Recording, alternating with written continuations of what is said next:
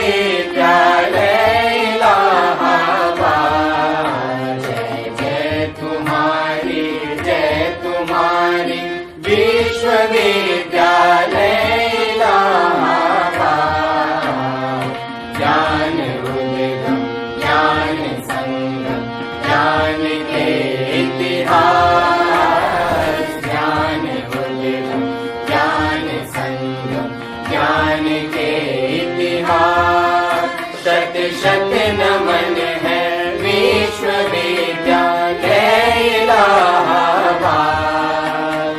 सुंदरम सत्यम शिवम अवधारणाधार। जय तुम्हारी विश्वविद्यालय इलाहाबाद। जय तुम्हारी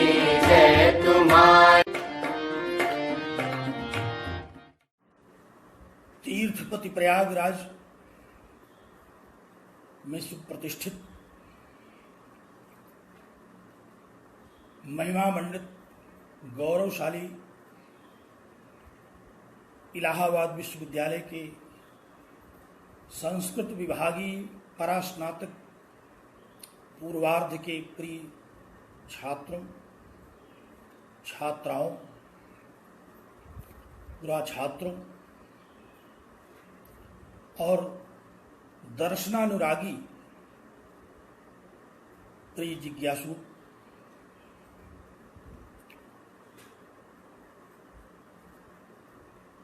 हम लोग सांख्य दर्शन पर चर्चा करने के लिए एकत्र हैं। सांख्य कारिका और आचार्य वाचस्पति मिश्रकृत तत्व कौमुदी टीका के आधार पर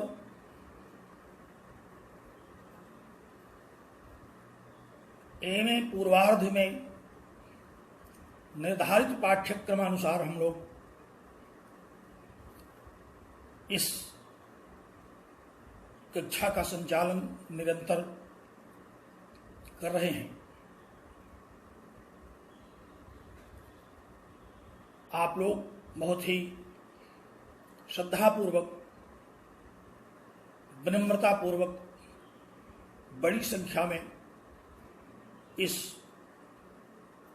लाइव क्लास में अपने को सम्मिलित करके ज्ञानार्जन कर रहे हैं। सांख्य का आपका भविष्य मंगलमय करे।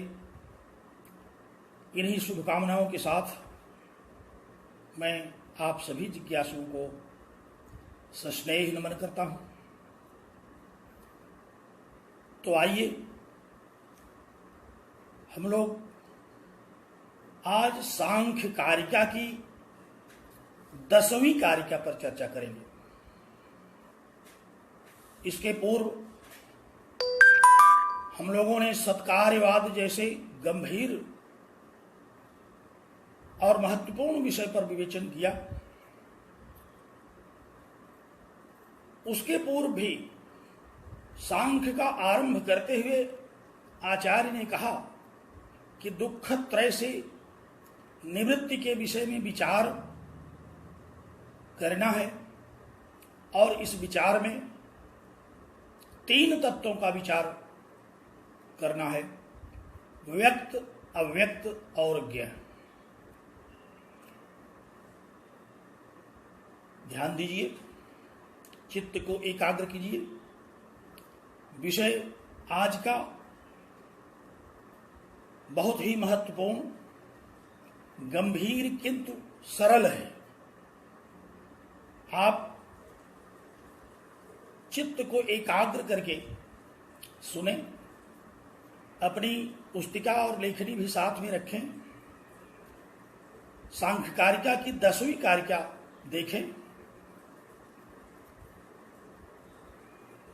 जो भी जिज्ञासा और शंकाएं मन में उठें उनको भी तत्काल नोट कर लें। मैंने शंका समाधान के लिए आप लोगों से कहा, अब तक बहुत कम शंकाएं सामने आई। 2-3 छात्रों ने कतिपय जिन शंकाओं को उठाया, उन शंकाओं का निराकरण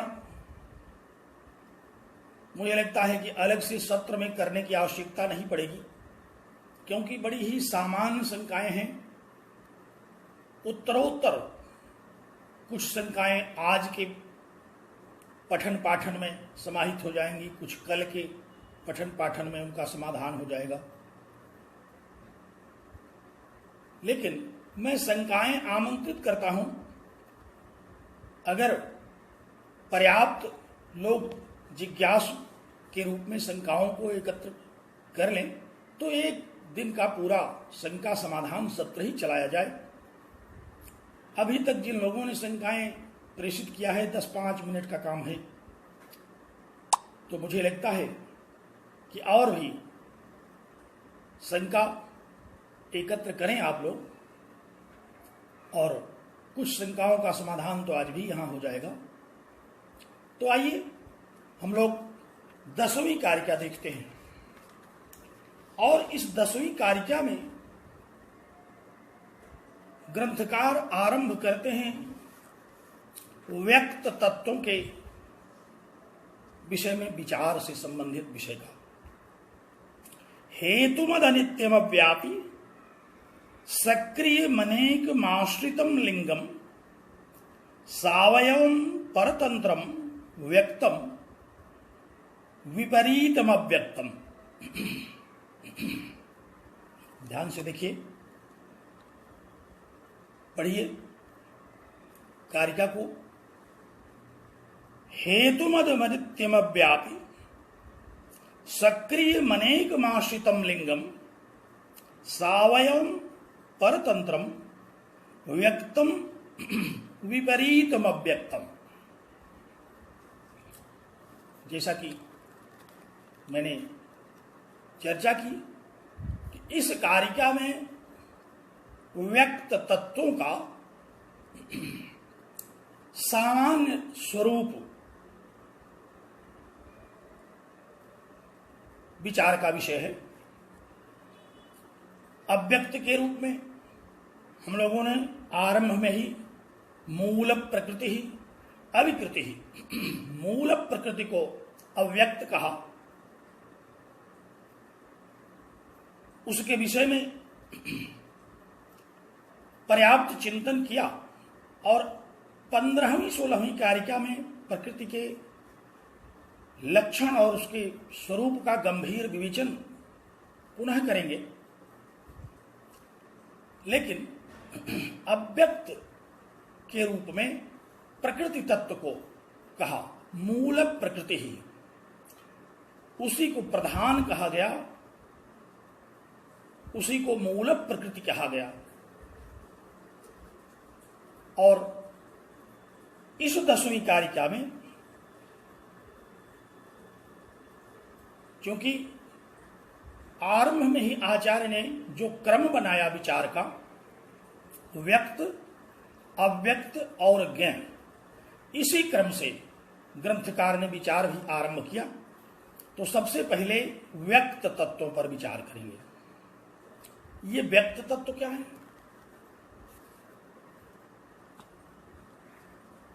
मैंने इन सारे तत्वों से एक बार आपको पहले भी अवगत कराया था। 22वीं कारिका में जहां सृष्टि प्रक्रिया का है, वहां इन तत्वों पर विस्तार से उल्लेख किया गया। स्मरण कीजिए, प्रकृतेर महान ततोहंकार तस्मात् गणश्च षोडशकः तस्मादपि षोडशकात् पंचभ्यः पंचभूतानि। हम लोगों ने देखा था प्रकृतेर महान, प्रकृति से महत तत्व या बुद्धि तत्व उत्पन्न होता है। तो अब यहां से हम लोगों को अपना विचार आरंभ कर देना चाहिए कि प्रकृति तत्व तो अव्यक्त तत्व है और प्रकृति तत्व से उत्पन्न जितने तत्व हैं वे सभी तत्व व्यक्त कहे जाते हैं। व्यक्त और कितने तत्व इस प्रकृति तत्व से उत्पन्न होते हैं? आचार्य ने कहा कि प्रकृति से महत तत्व, जिसे हम लोग बुद्धि तत्व कहते हैं, बुद्धि तत्व से अहंकार तत्व और अहंकार तत्व से एकादश इंद्रियां तथा पंच तन्मात्र और पंच तन्मात्रों से पंच महाभूत, ये 23 तत्व हैं जो व्यक्त तत्व के रूप में कहे जाते हैं। ध्यान दीजिए, बड़ा सरल आज गणना का विषय है। संख्या से संबंधित शास्त्र होने के कारण भी इसे सांख्य कहा जाता है।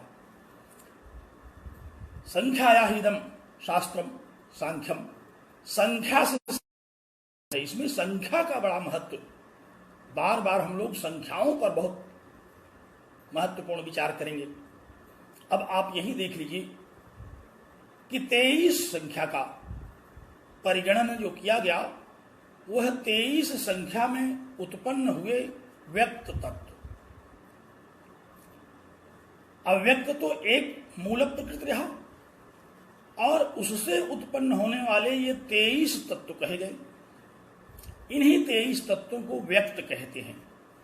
आज इन्हीं 23 तत्वों के सामान्य लक्षण और सामान्य स्वरूप पर हम लोग विचार करेंगे। तो सबसे पहला तत्व क्या है? सामान्यतः समझ लेना चाहिए। प्रकृति से उत्पन्न होने वाला प्रथम तत्व क्या है? महत तत्व या बुद्धि तत्व। बहुत ही महत्वपूर्ण तत्व है। प्रकृति से बुद्धि तत्व उत्पन्न हुआ। अब बुद्धि तो हम सबके पास है, परंतु बुद्धि है क्या? बुद्धि किसे कहते हैं? सब लोग जानते हैं कि बुद्धि किसे कहते हैं। अध्यवसायो बुद्धि, अध्यवसाय को बुद्धि कहते हैं। आप कहेंगे कि इस अध्यवसाय से तो ज्यादा सरल शब्द बुद्धि ही था। बुद्धि को समझने के लिए अब अध्यवसाय समझना पड़ेगा, ये तो और जटिल विषय है।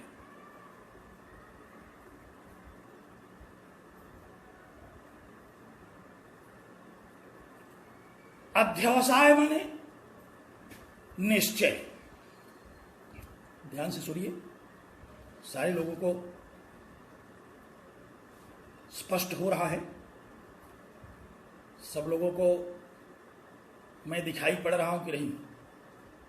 अब यहां देखिए, आप सारे लोग हमारे लिए अव्यक्त हैं और मैं आप लोगों के लिए अव्यक्त हूं। इस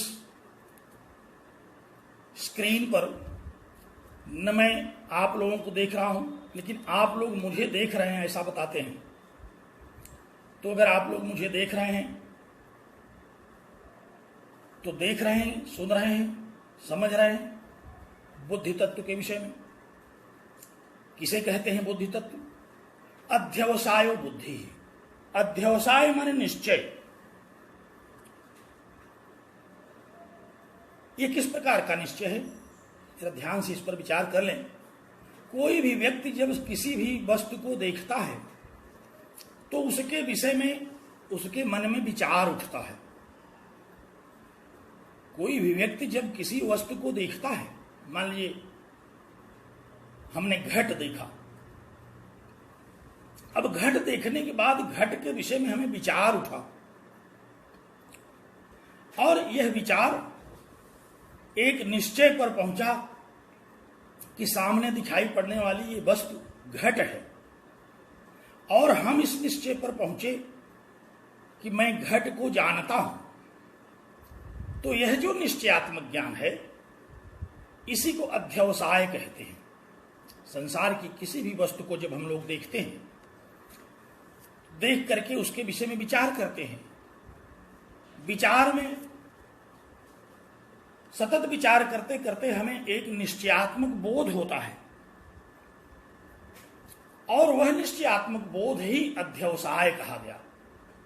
तो बुद्धि किसे कहते हैं? अध्यवसायो बुद्धि, जो निश्चयात्मिका वृत्ति बनती है मन में।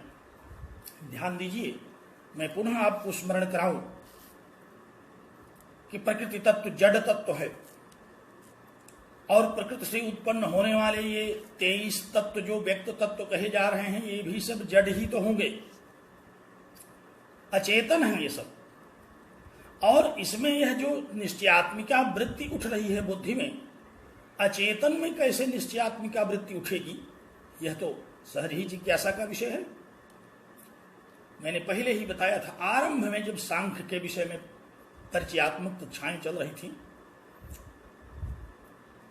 तो वहां हम लोगों ने इस पर व्यापक चर्चा करते हुए इस तथ्य को समझा था कि इसी बुद्धि तत्व में पुरुष तत्व प्रतिबिंबित होता है। यह जो बुद्धि तत्व है, जो प्रकृति तत्व से उत्पन्न हुआ, तो प्रकृति जड़ है, इसलिए बुद्धि भी प्रकृति से उत्पन्न होने के कारण जड़ है। लेकिन ये महत तत्व होने के कारण इतना महान तत्व है कि इसमें पुरुष तत्व प्रतिबिंबित हो जाता है, और पुरुष तत्व चैतन्य तत्व है।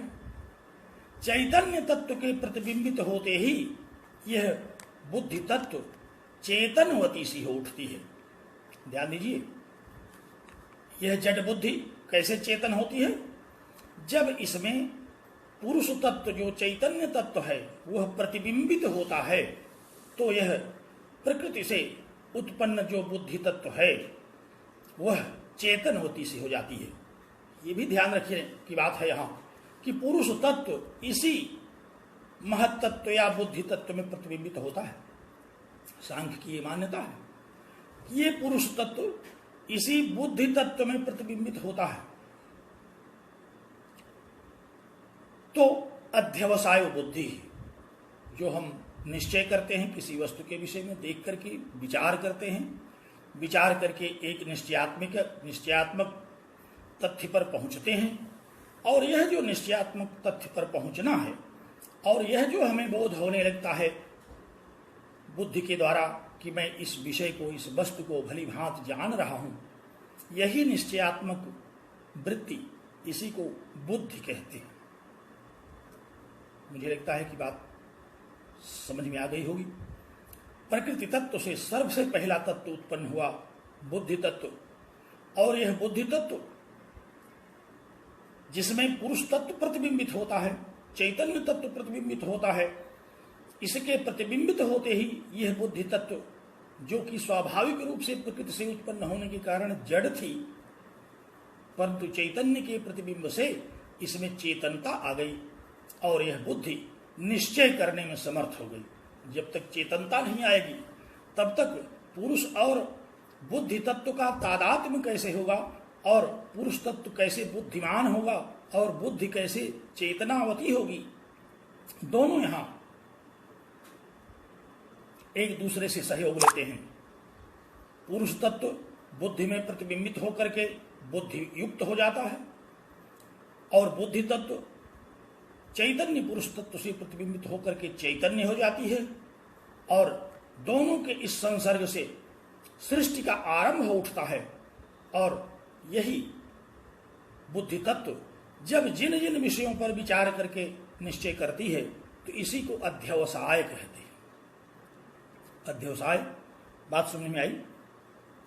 बहुत महत्वपूर्ण तत्व है यह बुद्धि तत्व, जिसमें ये अध्यवसाय उत्पन्न होता है, जिसमें हम किसी भी विषय पर विचार करके निश्चय पर पहुंचते हैं, इसी को कहते हैं बुद्धि तत्व। ध्यान रखिए, यह बुद्धि तत्व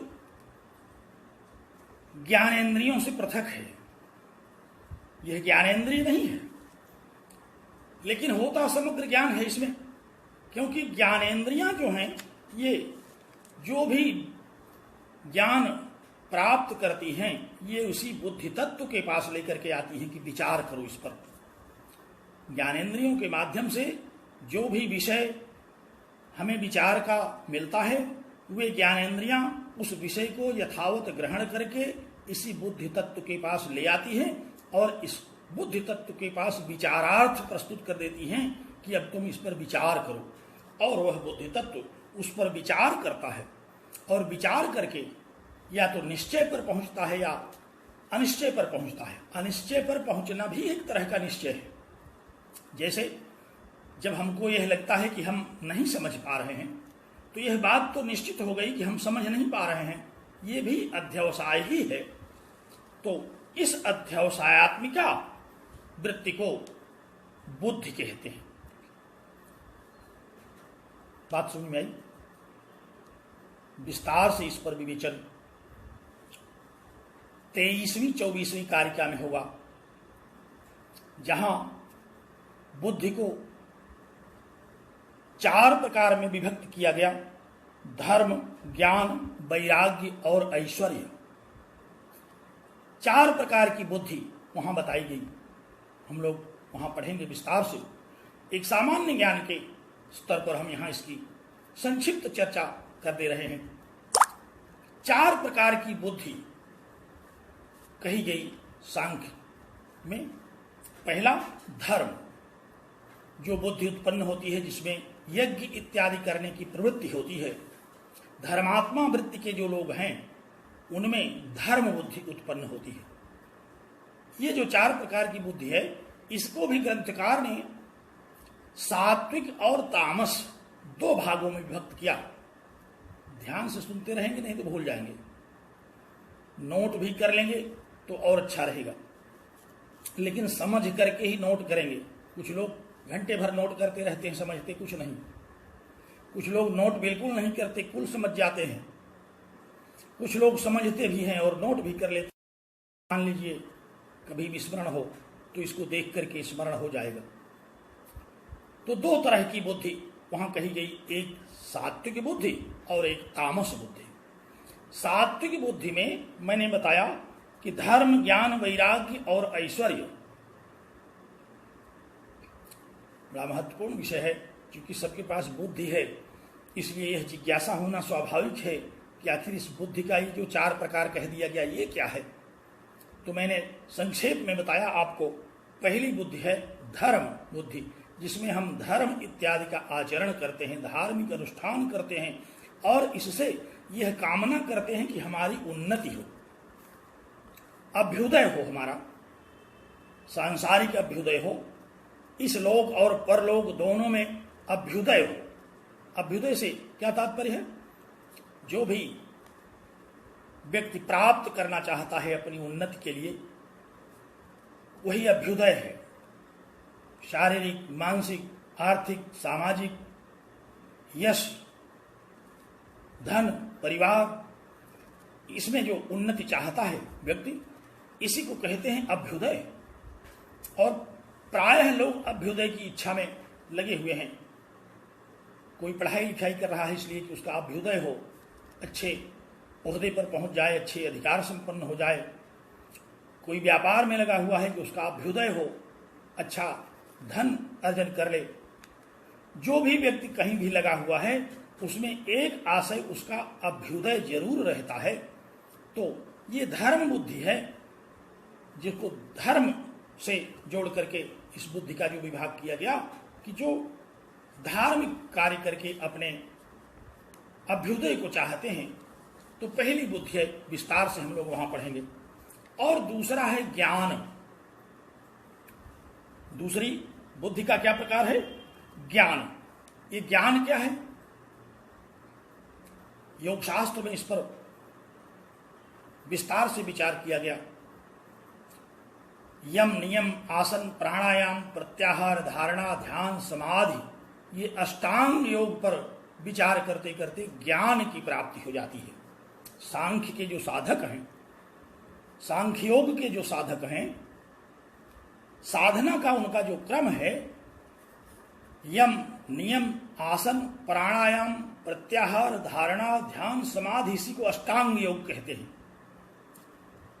अगले वर्ष जब आप योग शास्त्र पर अध्ययन करेंगे तो वहां अष्टांग योग का विस्तृत विवेचन आपको सुनने को मिलेगा। अथवा पातंजल योग दर्शन में आप अष्टांग योग पर जब दृष्टिपात करेंगे तो वहां इन अष्टांग योग का आपको विशेष ज्ञान होगा। इस अष्टांग योग का अभिप्राय ज्ञान है।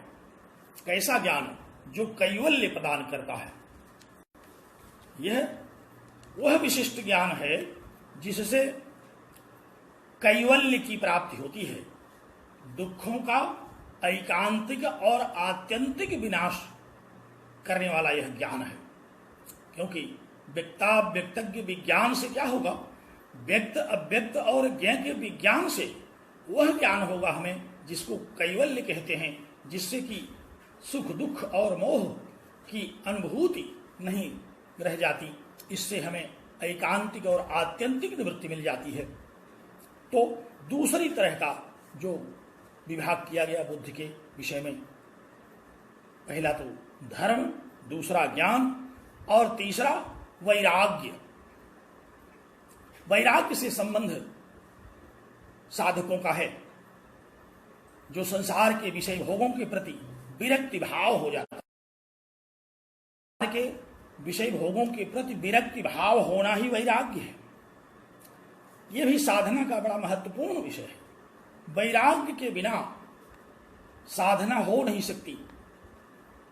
अभ्यास वैराग्याभ्याम जो तन्निरोध, चित्तवृत्तियों का निरोध हम अभ्यास और वैराग्य से करते हैं।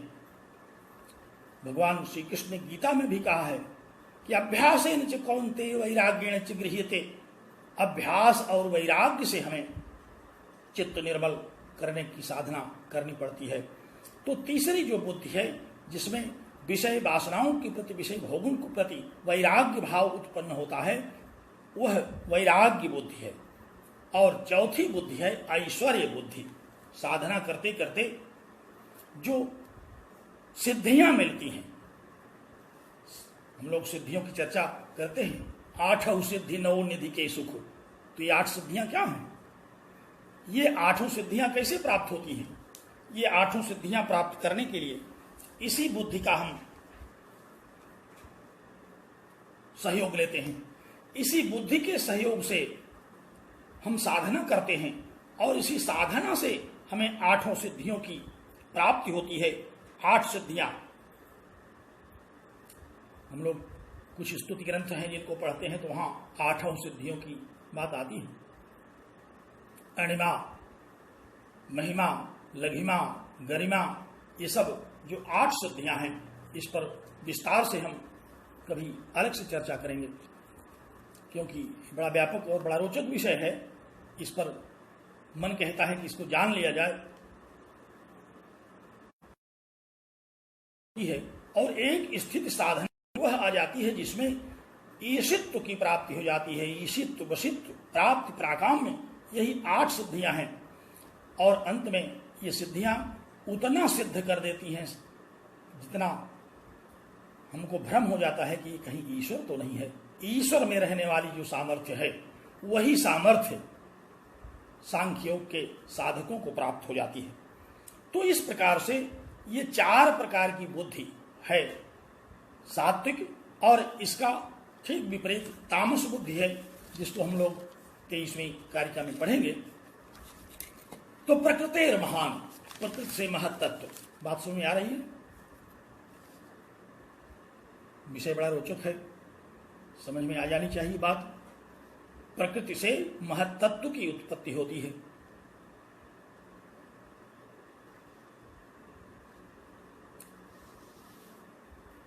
और यही महत्तत्व बुद्धि है।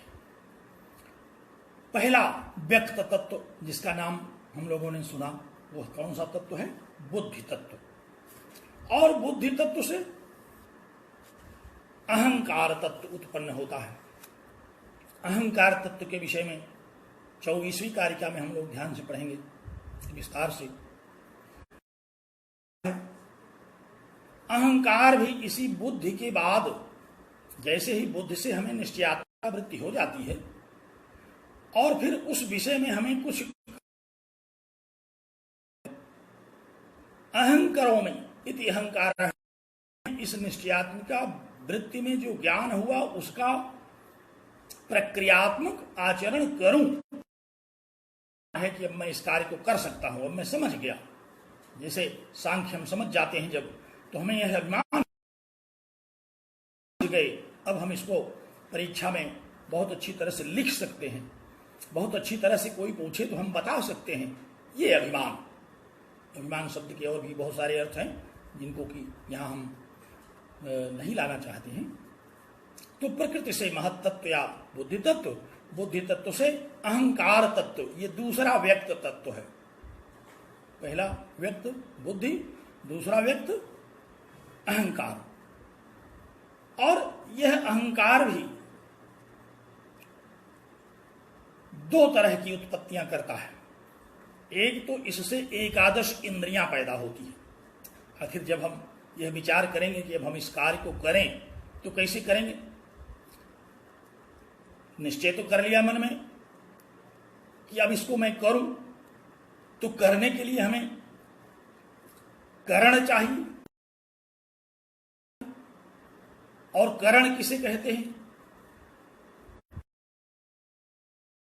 न्याय में भी पढ़ा है, करण माने जिससे क्रिया की सिद्धि हो। तो ये एकादश इंद्रियां मिलती हैं इस अहंकार के द्वारा। एकादश इंद्रियों का एक नाम है करण। क्या नाम है इनका, करण। और इस एकादश इंद्रिय में 5 कर्मेंद्रिय और 5 ज्ञानेंद्रिय तथा मन, इनको हम एकादश इंद्रिय कहते हैं। इस पर पर्याप्त चर्चाएं कर चुका हूं। कर्मेंद्रियों का क्या स्वरूप है, कर्मेंद्रियों से कौन सा कार्य किया जाता है, ज्ञानेंद्रियों से क्या होता है। ये ज्ञानेंद्रियां हमें संसार के विषय में, व्यक्ति तत्वों के विषय में, जिस भी विषय में हम निश्चयात्मक ज्ञान करते हैं उसको ले जाकर के बुद्धि तत्व के पास पहुंचाती हैं। और ज्ञानेंद्रियों के सहयोग के लिए हमें कर्मेंद्रियों की आवश्यकता पड़ती है। चलना, आदान प्रदान करना, जो भी 5 कर्मेंद्रियां शरीर में हैं, ये पांचों हमें विचार करने के लिए, बुद्धि के सहयोग के लिए बहुत ही उपयोगी होती हैं। तो 5 कर्मेंद्रियां और 5 ज्ञानेंद्रियां। 5 कर्मेंद्रियों में आपको भली भांति अवगत है, वाक, पाणि, पाद, पायु और उपस्थ, ये 5 कर्मेंद्रियां हैं। वाक बोलना, पाणि हाथ आदान प्रदान करना, पैर चलना, वाक, पाद पायु मल इत्यादि विसर्जित करने वाले इंद्रियां, और उपस्थ जो जननेन्द्रियां हैं। ये 5 कर्मेंद्रियां हैं। इन 5 कर्मेंद्रियों के बिना शरीर स्वस्थ नहीं रह सकता। कोई स्वस्थ विचार करने के लिए इन 5 कर्मेंद्रियों का होना आवश्यक है। और इनके साथ 5 ज्ञानेंद्रियां। आप 5 ज्ञानेंद्रियों के विषय में भी भली भांति जानते हैं। तो ये 5 ज्ञानेंद्रियां, ये 5 कर्मेंद्रियां और मन, मन को उभयात्मक कहा गया। ये मन उभयात्मक है। ये कर्मेंद्रियों के साथ लग करके कर्म में कुशलता प्रदान करता है और ज्ञानेंद्रियों के साथ लग करके ज्ञान में कुशलता प्रदान करता है। इसीलिए इसको उभयात्मक कहा गया। उभयात्मकम मनः, साथ जुड़ करके उभयात्मक इंद्रिय के रूप में जाना जाता है। तो इस प्रकार से ये एकादश इंद्रियां पैदा हुई अहंकार से। तो बुद्धि से अहंकार, अहंकार से एकादश इंद्रियां, और अहंकार से 5 तन्मात्र भी पैदा होते हैं। ये 5 तन्मात्र क्या हैं, इन पर भी हमने चर्चा की है। शब्द, स्पर्श, रूप, रस और गंध। शब्द से आकाश, स्पर्श से वायु। आपको याद होगा वेदांत सार में आपने पढ़ा था, वेदांत की जो मान्यता है वही यहां भी ग्रहण की गई। आकाशात वायु, वायुरग्नि, अग्निर आपः। तो ये शब्द, स्पर्श, रूप, रस, गंध, ये 5 जो तन्मात्र हैं, ये अहंकार तत्व से पैदा होते हैं। ये जैसे शब्द तन्मात्र, ये आकाश का परम सूक्ष्म स्वरूप है। स्पर्श तन्मात्र, ये वायु का परम सूक्ष्म तत्व है। रूप ये अग्नि का परम सूक्ष्म तत्व है। शब्द, स्पर्श, रूप और रस ये जल का परम सूक्ष्म तत्व है। तो शब्द, स्पर्श, रूप, रस और गंध ये पृथ्वी का परम सूक्ष्म तत्व है, इसीलिए इसको तन मात्र कहते हैं। और इन्हीं पंच तन्मात्रों से पंच महाभूतों की उत्पत्ति होती है। तो इस प्रकार से हम 23 तत्वों की चर्चा करते हैं, जो कि 22वीं कारिका में विस्तार से कहा गया, और हम लोगों ने अनेक बार इसको बार बार सुना, समझा, अभ्यास किया, कंठाग्र हो गया है। अभी मुझे लगता है कि आप लोगों को भी कंठाग्र हो गया होगा। तो ये 23 तत्व हैं जिनको व्यक्त तत्व कहा जाता है। तो आज इस 10वीं कारिका में हम लोग इन 23 व्यक्त तत्वों पर चर्चा करेंगे। बात समझ में आई? तो आइए 10वीं कारिका देखिए। एक एक इसमें समझाने के लिए, आखिर ये व्यक्त तत्व स्वरूपतः किस प्रकार के हैं, इनको समझाने के लिए इसमें युक्तियां दी गई, इनका स्वरूप बताया गया, इनकी पहचान की गई। क्योंकि विचार करने के लिए पहचान करना बहुत आवश्यक है।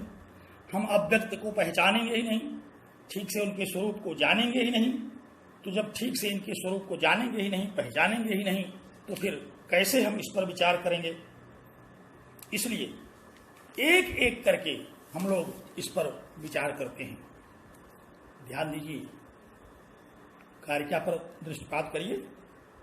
हेतुमद अनित्य मव्यापी सक्रियम अनेकम आश्रितम लिंगम सावयवम परतंत्रम व्यक्तम। व्यक्तम ये व्यक्त तत्व कैसे हैं, कहा कि इनको हम आपको पहचान करा देते हैं, इनके विषय में हम आपको बता देते हैं कि कैसे हैं। पहली पहचान बताया, पहला स्वरूप बताया, कहा हेतुमत, हेतुमान है ये। हेतु माने कारण। जैसे हम लोगों ने देखा प्रकृति से महत्तत्व उत्पन्न हुआ, तो महत्तत्व का हेतु क्या है? प्रकृति तत्व। महत्तत्व से अहंकार तत्व उत्पन्न हुआ, तो अहंकार तत्व का हेतु क्या है? बुद्धि तत्व। इसी प्रकार जितने भी ये 23 व्यक्त तत्व हैं, ये सब हेतुमान हैं, इनका हेतु है, कारणवान है ये। क्योंकि उसी कारण से ये उत्पन्न हुए कार्य हैं। व्यक्त क्या होगा? व्यक्त तो कार्य होगा।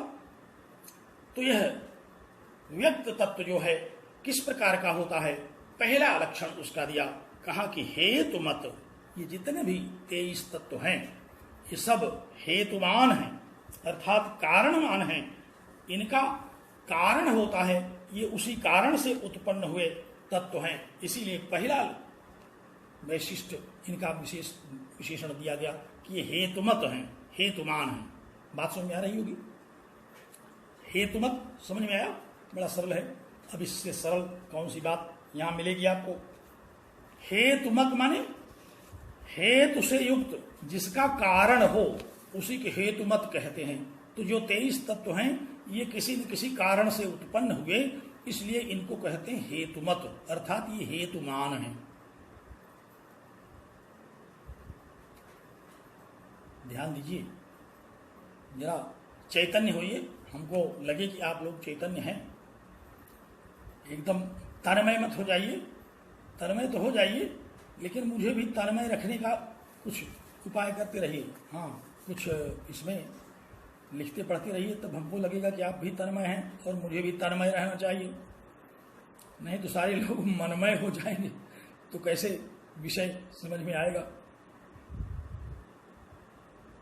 तो पहला हेतु देखिए, क्या कहा?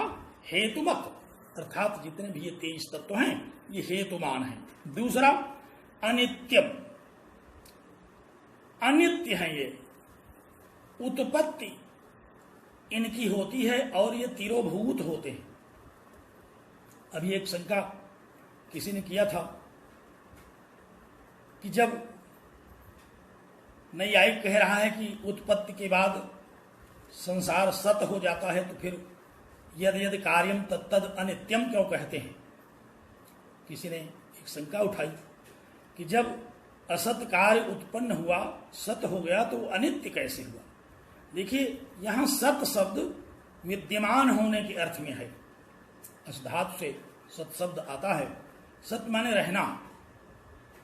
यहां सत शब्द त्रिकालाबाधित का अर्थ नहीं दे रहा है। यहां सत शब्द माने रहना। सत कार्य का तात्पर्य हम लोगों ने क्या निकाला था? जो कारण में रहता है तो सत हो जाता है, फिर भी उत्पत्ति विनाशशाली तो है ही। जब उत्पत्ति विनाशशाली है तो यही इनकी अनित्यता का स्वरूप कहा गया। जो भी उत्पत्ति विनाशशाली होगा वह अनित्य होता है। संग्राम जी, आपकी यह जिज्ञासा थी कि जब सत हो गया तो फिर अनित्य कैसे हुआ? तो अनित्य ये इसलिए हुआ कि यह उत्पत्ति विनाशशाली है। उत्पन्न होता है, सृष्टि पर्यंत यह विविध रूपों में परिवर्तित होता रहता है और अंततः ये अपने परम कारण में विलीन हो जाता है। यही तो अनित्यता है। यह जो स्थूल स्वरूप है यह तो अनित्य है ही, क्योंकि ये कार्य है। तो दूसरा हेतु दिया इन्होंने। क्या कहा? कहा कि अनित्यम, ये सांख्य की भाषा में हम अगर इसको कहें तो कोई भी वस्तु नष्ट नहीं होती। तो फिर अनित्य शब्द का क्या तात्पर्य हुआ? कहा कि उत्पन्न होना और तिरोभूत होना। जैसे घट मिट्टी से उत्पन्न हुआ और नष्ट होने पर वह उसी में पुनः तिरोभूत हो गया, यह अनित्यता है। तो हेतुमद अनित्य मव्यापी, जो अव्यापी है अर्थात व्यापक नहीं है, अपने कारण से उत्पन्न होता है। एक तो प्रकृति है जो सर्वव्यापी है, लेकिन इससे उत्पन्न होने वाले जो व्यक्त तत्व हैं ये सर्वव्यापी नहीं है, ये व्यापक नहीं है। इसीलिए कहा कि ये अव्यापी हैं। ये अपने कारण से उत्पन्न होते हैं और अंततः उसी कारण में ही विलीन हो जाते हैं। इसलिए ये सर्वव्यापक नहीं है, ये अव्यापी है। तो हेतुमद अनित्यमव्यापी, तीन पदों को हम लोगों ने सुस्पष्ट किया। ये हेतुमान हैं, ये अनित्य हैं और अव्यापी हैं, तथा सक्रियम, ये सक्रिय हैं। सक्रिय माने क्रियावान, इनमें परिस्पंदन होता है। जैसे ये बुद्धि तत्व से लेकर के जितने भी व्यक्त तत्व हैं, ये शरीर के साथ जब शरीर उत्पन्न होता है तो ये पंच कर्मेंद्रियां, पंच ज्ञानेन्द्रियां, मन, बुद्धि, अहंकार, ये सब उसमें उत्पन्न होते हैं। तो शरीर के साथ ये उत्पन्न होते हैं और जब शरीर नष्ट होता है तो ये पुनः अपने कारण में विलीन हो जाते हैं। यही इनका सक्रियता है इनकी, इसी को परिस्पंदन कहते हैं। ये जो व्यक्त तत्व हैं, पंच कर्मेंद्रियां, पंच ज्ञानेन्द्रियां, मन, बुद्धि, अहंकार, ये सब क्या है? ये सक्रिय रहते हैं। शरीर की उत्पत्ति के साथ ये उत्पन्न होते हैं, शरीर के विनाश के साथ ये पुनः अपने कारण में तिरोभूत हो जाते हैं। इसीलिए इनको कहा गया कि ये सक्रिय है। और अगला क्या कहा? कम, ये अनेक हैं। प्रत्येक शरीर में होने के कारण ये व्यक्त तत्व सारे शरीरों का आश्रय लेते हैं, सारे शरीरों में ये सब व्यक्त तत्व रहते हैं। इसीलिए इनको अनेक कहा गया। ये अनेक आश्रित हैं, अनेक शरीरों में, भिन्न भिन्न शरीरों में ये भिन्न भिन्न रूपों में आश्रय लेते हैं। इसलिए इनको क्या कहा गया? आश्रितम, ये आश्रित हैं। तो हेतुमत अनित्य, अव्यापी, सक्रियम, अनेकम, अनेक हैं संख्या में, और अनेकमाश्रितम, अनेक के आश्रित रहते हैं, तथा लिंगम, ये लिंग बनते हैं। ये प्रकृति को समझाने के कारण बनते हैं, ये लिंग बनते हैं। लिंग और लिंगी के द्वारा जो हमें अनुमान की बात कही जाती है, तो ये प्रकृति की सत्ता को सिद्ध करने के लिए हेतु बनते हैं। बात समझ आई? और सावयवम, ये सावयव है, अर्थात प्रकृति से उत्पन्न तो होते हैं सब, परंतु ये सब प्रकृति के अवयव स्वरूप हैं। जितने भी 23 तत्व हैं ये अवयवी स्वरूप हैं, इनका अवयवन होता है। तो सावयव परतंत्रम, ये परतंत्र हैं, अर्थात अपने कारण के अधीन हैं। जिस कारण से ये उत्पन्न होते हैं उसी कारण से अधीन हैं। तो इस प्रकार इन्होंने तथा व्यक्त जितने स्वरूप बताए ये कौन है? कहा व्यक्तम, यही सब व्यक्त हैं।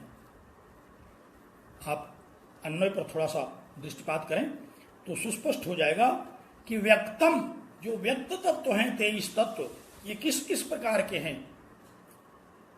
पहला प्रकार बताया हेतुमत, ये हेतुमान है, कारणवान है। दूसरा अनित्यम, ये उत्पन्न होते हैं और नष्ट होते हैं, ये उद्भूत होते हैं और तिरोभूत होते हैं। अव्यापी, सक्रियम, अनेकम, आश्रितम, लिंगम, सावयवम, परतंत्रम, ये इतना लक्षण बताया गया। इसका इतना लक्षण बताया गया व्यक्त का।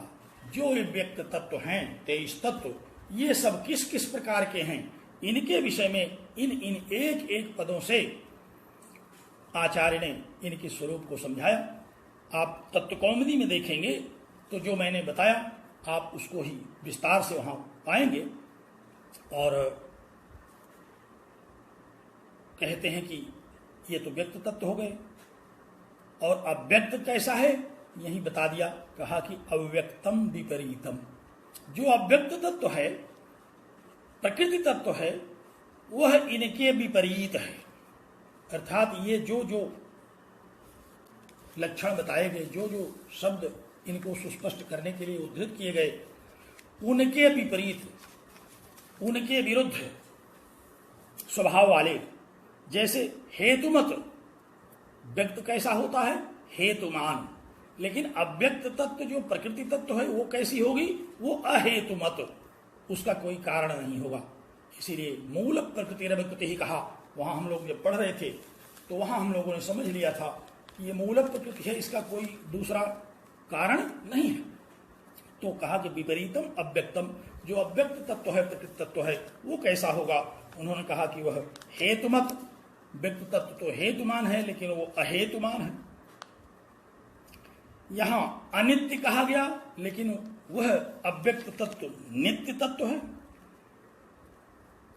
व्यक्तों को अव्यापी कहा गया लेकिन अव्यक्त तत्व कैसा है? वो व्यापक है, सर्वव्यापी है।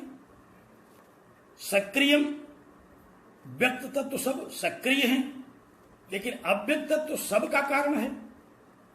अनेकम, व्यक्त तत्व तो अनेक हैं, संख्या में अनेक हम लोगों ने अभी जो टीका के आधार पर समझा, लेकिन अव्यक्त तत्व एक है। अजाम एकाम लोहित शुक्ल कृष्णम पढ़ा है हम लोगों ने। आश्रितम, व्यक्त तत्व तो सबके एक अपने अपने कारणों के आश्रित हैं, परंतु अव्यक्त तत्व किसी का आश्रित नहीं है। लिंगम, ये सब व्यक्त तत्व जो हैं वो प्रकृति तत्व के लिंग बनते हैं। उनको समझाने के लिए, उनको समझ में आने के लिए हम इनके आश्रय, इनके आश्रित होकर के प्रकृति तत्व को समझते हैं, लेकिन प्रकृति तत्व किसी का लिंग नहीं बनती। परतंत्रम, ये सारे व्यक्त तत्व परतंत्र हैं लेकिन प्रकृति तत्व स्वतंत्र है। तो इस प्रकार व्यक्त के स्वभाव बताए गए, व्यक्ति के स्वरूप के विषय में बताया गया। और कहा कि विपरीतम अव्यक्तम, अव्यक्त तत्व जो है इन व्यक्त तत्वों के स्वभाव के विपरीत है। मुझे लगता है कि बात आप लोगों की समझ में आ गई। आज यहाँ एक एक तत्व का परिगणन करके उसके स्वरूप का निराकरण करना था। तो हम लोगों ने आज यह समझा कि व्यक्त तत्व किसे कहते हैं, व्यक्त तत्व का क्या स्वरूप है। आचार्य के द्वारा, कारिकाकार के द्वारा और टीकाकार आचार्य वाचस्पति मिश्र के द्वारा व्यक्त तत्वों के जो स्वभाव, जो स्वरूप, जो सामान्य परिचय बताया गया, जिनका कि हम लोग आगे चल करके विशिष्ट ज्ञान करेंगे। विवेक ज्ञान के लिए जब हम उनका आगे चल करके जहां एक एक के विषय में, यहां तो हम लोगों ने केवल नामोल्लेख पूर्वक विचार किया, बुद्धि तत्व के विषय में हमने थोड़ा सा विचार किया, आपको अहंकार तत्व के विषय में बताया, लेकिन इसके अलावा जितने तत्व हमने बताए व्यक्त तत्व, उन व्यक्त तत्वों का विचार तो हम 24वीं कारिका के आगे करेंगे। वहां जब हम लोग पढ़ेंगे तो इनका विस्तार से तत्वों का क्या स्वरूप है, इस विषय में एक संक्षिप्त विवेचन इस 10वीं कारिका में आचार्य ने किया। अब इसके बाद 11वीं कारिका पर हम लोग कल चर्चा करेंगे। आप लोग आज की इस कारिका के विषय में समझ गए होंगे। जहां भी कोई जिज्ञासा हो, जहां कोई शंका हो, उसको नोट करें, जिससे कि हम लोग शंका सत्र में उस पर समाधान प्रस्तुत करें। और कल 11वीं कारिका के अध्ययन के लिए इसी समय उपस्थित होंगे। आप लोगों को बहुत बहुत धन्यवाद, साधुवाद। आपने इतना समय दिया और बड़े ध्यान से, श्रद्धापूर्वक, विनम्रतापूर्वक आपने सुना, समझा और समझने की प्रक्रिया में आप आगे बढ़ रहे हैं। हमें बड़ा संतोष है। इन्हीं शब्दों के साथ मैं अब आज का यह कार्य